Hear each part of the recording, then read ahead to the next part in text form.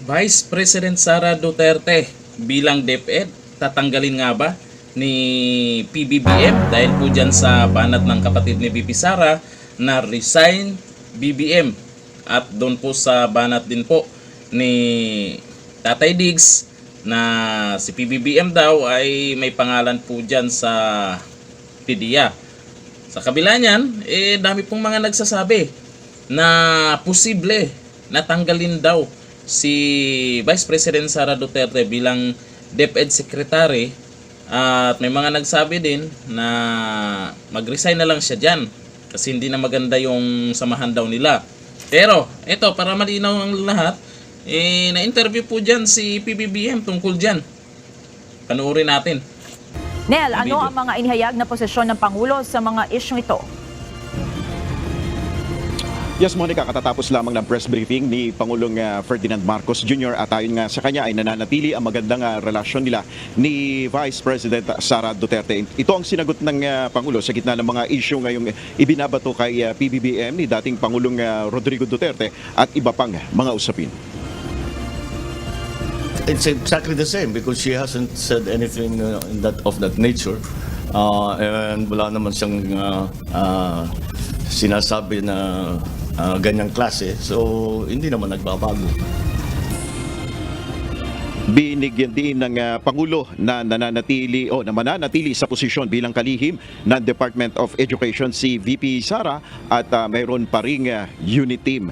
Samantala, ukol naman sa isinusulong na People's Initiative para amendahan ang konstitusyon, ayon sa Pangulo, hindi niya alam ang estado nito kung ito ba ay nananatiling opsyon para sa Chacha. Sa panig ni PBBM, ayon sa kanya, kinukonsulta na niya ang ilang mga legal expert ukol nga dito sa charter change. We have been in continuous discussion with both houses in the recent days. In fact, before I left, I met with our legal luminaries and tried to find a way. Dahil naman ang habol ko talaga dyan are the economic provisions that I have been talking about this for many years already. So napupunta sa ibang usapan at nagagamit na pampolitika itong issue na ito. So I have asked the leaders of both houses and again some of the best constitutional minds that we have in the Philippines to come up with a simpler solution that does not cause so much controversy. Ayan, malinaw. Si Vice President Sara Duterte ay mananatiling kalihim ng DepEd. Ay yung mga nagsasabing mag-resign na o yung mga nagsasabing tatanggalin, ay yan po muna tayo maniwala kasi nasa Pangulo naman yung desisyon eh. Siya po yung nagsalita dyan at gusto niyang mabuo pa rin yung unit team. Ewan ko lang kung kaya niyang buuin yan. Baka siguro sa dalawa, sa Vice President at yung Presidente, gusto niyang buo pa rin. Maganda naman yan yung plano niya na mabuo.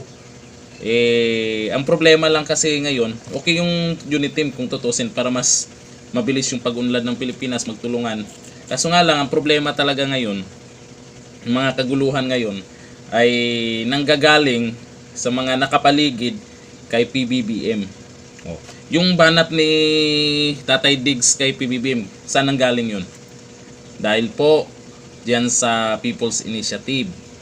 Kung ano po yung mga nangyari ngayon, yung pagpupus ng People's Initiative, tapos ayun, kung ano-ano ng issue ang lumalabas, nang dahil lang doon. Sabi nila, ang nagpapagulo daw, si Tambaloslos. Sabi naman ng iba, ang nagpapagulo daw, si First Lady Lisa Marcos. Pero, sa huli naman, ang dapat masunod sa mga desisyon yung Pangulo. Kasi, hindi naman binoto ng taong bayan yan para magdesisyon ng basta-basta dyan si First Lady Lisa Marcos o si Tambaloslos ba yan. Sa Pangulo pa rin. Kaya sa ngayon, may tiwala pa naman. Tingnan ko lang kung may tiwala talaga si VP Sara Duterte sa Pangulo. Yung nagsasabing, ay buti na lang kakamping ako. Tandaan nyo, away ng mga nanalo to. Audience lang kayo dyan. Manood lang kayo. Hanggang dito na. Thank you. Bye-bye.